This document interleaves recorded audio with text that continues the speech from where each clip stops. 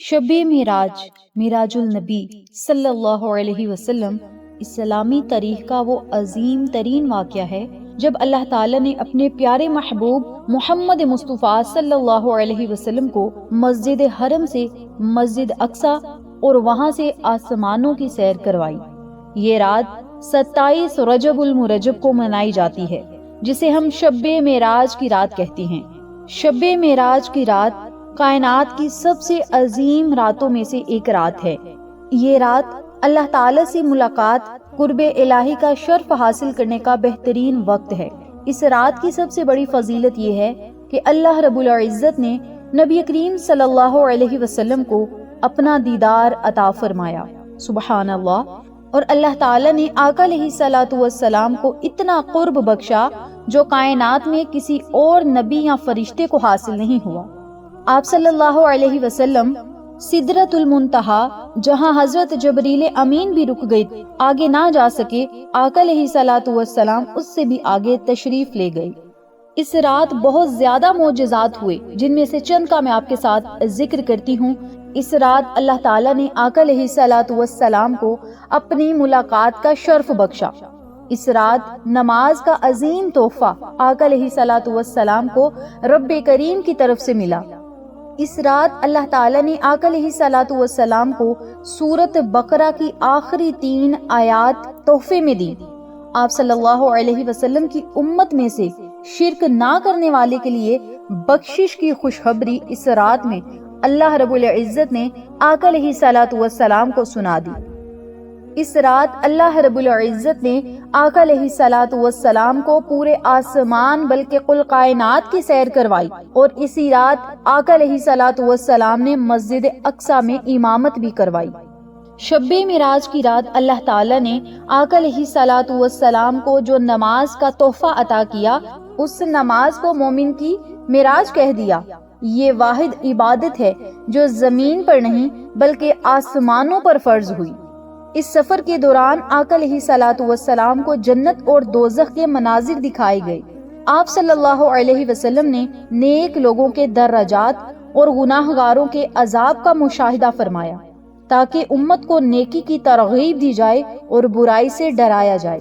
اس رات آپ صلی اللہ علیہ وسلم نے بیت المقدس میں تمام انبیاء کرام کی امامت فرمائی، یعنی مسجد اقصی میں تمام نبیوں کی امامت کروائی، جس سے یہ ثابت ہوا کہ آپ صلی اللہ علیہ وسلم امام الانبیاء اور سردار انبیاء ہیں۔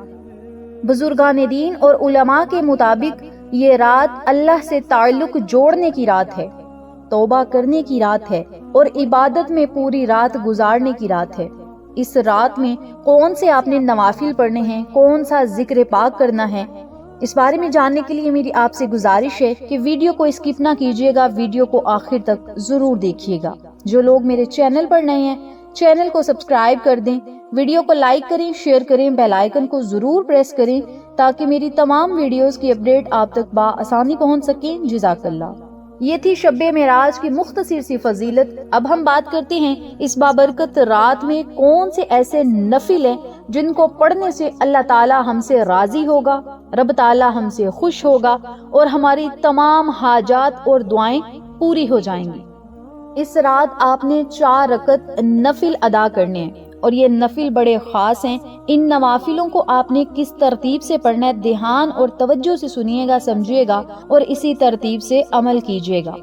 شب معراج کے یہ 4 نوافل اللہ کو بھی بڑے پسند ہیں، آپ کی تقدیر اور نصیب کو بدل سکتے ہیں، آپ کی حاجات اور دعائیں پوری کروا سکتے ہیں، اور جو بھی آپ کے دل کی تمنا ہوگی، خواہش ہوگی، اللہ تعالیٰ اسے پوری کرے گا، چاہے وہ رزق کے حوالے سے ہو، دولت کے حوالے سے ہو، کامیابیوں کے حوالے سے ہو، یا پھر اولاد کے حوالے سے ہو، کاروبار کے حوالے سے ہو، بیماریوں سے شفاؤں کے حوالے سے ہو، کوئی بھی آپ کا مقصد ہو، کوئی بھی آپ کی حاجت ہو، تو آپ اس عمل کو، اس وظیفے کو، ان 4 نوافلوں کو اسی ترتیب سے پڑھیں اور اپنے مقدر اور نصیب کو شب بارات سے پہلے چمکتا ہوا آپ خود دیکھیں گے۔ شب معراج کو آپ نے یہ 4 نفل پڑھ لینے ہیں، اور شب بارات آنے تک اس وظیفے کے معجزات انشاءاللہ آپ خود اپنی آنکھوں سے دیکھیں گے۔ بات ساری یقین اور توکل کی ہے۔ وظیفہ کرنے سے پہلے آپ کا یقین پختہ ہونا چاہیے۔ جتنا یقین پکا ہوگا، جتنا اس وظیفے کو کرنے کے بعد اللہ پر توکل پختہ ہوگا، اتنی ہی جلدی رب تعالیٰ آپ کی مرادوں کو بھی پورا کرے گا۔ آپ نے اس عمل کو، اس وظیفے کو جب کرنا ہے باوضو حالت میں کرنا ہے، اور وظیفہ کرنے سے پہلے اپنی حیثیت کے مطابق صدقہ خیرات بہت ضروری ہے۔ صدقہ خیرات سے جو بھی عمل شروع کیا جائے، جو بھی کام شروع کیا جائے، جو بھی ذکر شروع کیا جائے، اس میں برکتیں ہوتی ہیں، اس میں وسعت اور کشادگی ہوتی ہے، اس میں اللہ کی رضا شامل ہوتی ہے، اور اللہ کی رضا جس کام میں شامل ہو اس کام میں کبھی بندشیں، رکاوٹیں آ ہی نہیں سکتی، اور نہ ہی پھر کسی دشمن کی دشمنی ہمیں کچھ کہہ سکتی ہے، ظالم کا ظلم ہمیں کچھ نہیں کہہ سکتا، حاسد کا حسد بھی ہمارا کچھ نہیں بگاڑ سکتا۔ آپ سب سے گزارش ہے وظیفہ کرنے سے پہلے آپ نے صدقہ خیرات اپنی حیثیت کے مطابق ضرور کرنا۔ نمبر 2 پہ، جب بھی آپ نے یہ وظیفہ کرنا ہے اپنے مقصد اور حاجت کو اپنے ذہن میں رکھنا ہے۔ آپ کا مقصد چاہے ایک ہے یا لاکھوں کروڑوں کے حساب سے ہے، ان تمام کا تصور اپنے ذہن میں کرنا ہے اور دل میں نیت کرنی ہے، مولا شب معراج کی رات ہم یہ ذکر پاک کرنے لگے ہیں، یہ نوافل پڑھنے لگے ہیں، شب بارات آنے سے پہلے پہلے ہمارے دل کی مرادوں، ہماری حاجات کو پورا فرما اپنے محبوب محمد مصطفیٰ صلی اللہ علیہ وسلم کے وسیلے۔ یہ آپ نے نیت کر لینی ہے۔ 2 رکعت نفل صلاۃ التوبہ کی ادا کرنی ہے۔ اب صلاۃ التوبہ کے نفل آپ نے اس ترتیب سے ادا کرنے ہیں کہ سورۃ فاتحہ کے بعد 3 مرتبہ سورۃ اخلاص پڑھنی ہے، اور 3 مرتبہ ہی استغفر اللہ استغفر اللہ استغفر اللہ کا آپ نے ذکر کرنا ہے۔ پھر آپ نے رکوع سجود جانا ہے، دوسری رکعت ادا کرنی ہے، سلام پھیرنے کے بعد اسی جگہ بیٹھ کر 11 مرتبہ استغفر اللہ استغفر اللہ استغفر اللہ کا ورد کرنا ہے، اور 11 مرتبہ ہی آپ نے درود پاک پڑھنا ہے، اور 11 مرتبہ ہی سبحان اللہ سبحان اللہ سبحان اللہ کا ذکر کرنا ہے، اور پھر آپ نے دوسرے 2 رکعت نفل ادا کرنے ہیں۔ اب یہ والے 2 رکعت نفل آپ نے صلاۃ الحاجت کے ادا کرنے ہیں۔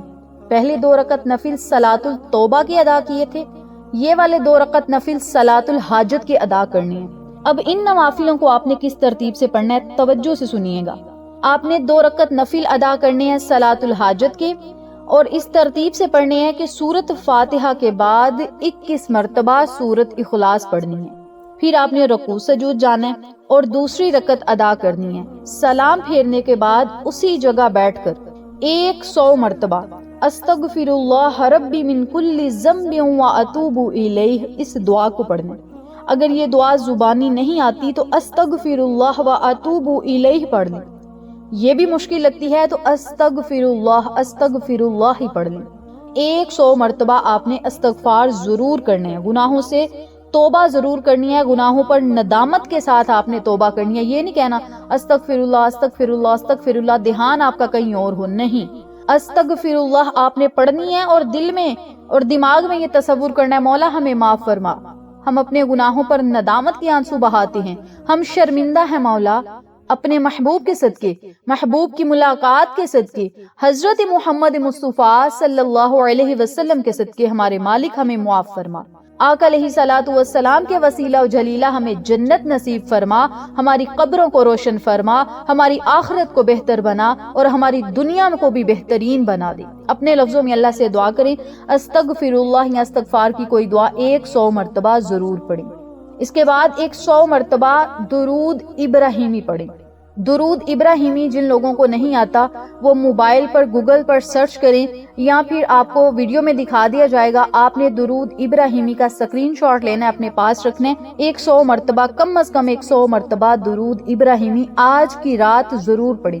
شب معراج کی رات آقا علیہ الصلوۃ والسلام کے لیے اگر آپ نے کوئی تحفہ بھیجنا ہے تو وہ درود پاک پڑھیں، کم از کم 100 مرتبہ پڑھیں، زیادہ سے زیادہ جتنی آپ کی ہمت ہے، چلتے پھرتے اٹھتے بیٹھتے آپ درود پاک کا ورد اور درود پاک کی کثرت ضرور کریں۔ نمبر 3 پہ آپ نے اللہ کی پاکی بیان کرنی ہے۔ کون سے کلمات پڑھ کے؟ سبحان اللہ و بحمدہ سبحان اللہ العظیم۔ آپ نے ان کلمات کو ضرور پڑھنا ہے، اللہ کی پاکی بیان کرنے کے لیے بہترین یہ کلمات ہیں، سبحان اللہ و بحمدہ سبحان اللہ العظیم۔ 100 مرتبہ آپ نے ان کلمات کو پڑھنا ہے۔ آخر میں پھر آپ نے 11 مرتبہ درود پاک پڑھنے ہیں اور اللہ رب العزت سے اپنے حاجت کے لیے، مقصد کے لیے خصوصی دعائیں کرنی ہیں۔ جو لوگ ہمت رکھتے ہیں وہ شب معراج کا روزہ بھی رکھیں، چاہے 2 رکھ لیں چاہے 3 رکھ لیں، لیکن شب معراج کے روزے ضرور رکھیں۔ شب معراج کا روزہ رکھنے کی بڑی فضیلت ہے۔ روایت میں آتا ہے اس ایک دن کا روزہ 60 مہینے کے روزوں کا اجر و ثواب آپ کو ملے گا اس بابرکت رات کا روزہ رکھنے کی۔ لہٰذا سحری کا اہتمام ضرور کریں، یعنی روزہ ضرور رکھیں۔ یہ اتنا طاقتور ذکر پاک ہے، نوافل ہیں، تسبیحات ہیں، اگر آپ یہ پڑھ لیں گے تو انشاءاللہ اپنے مقدر اور تقدیر کو چمکتا ہوا آپ خود دیکھیں گے۔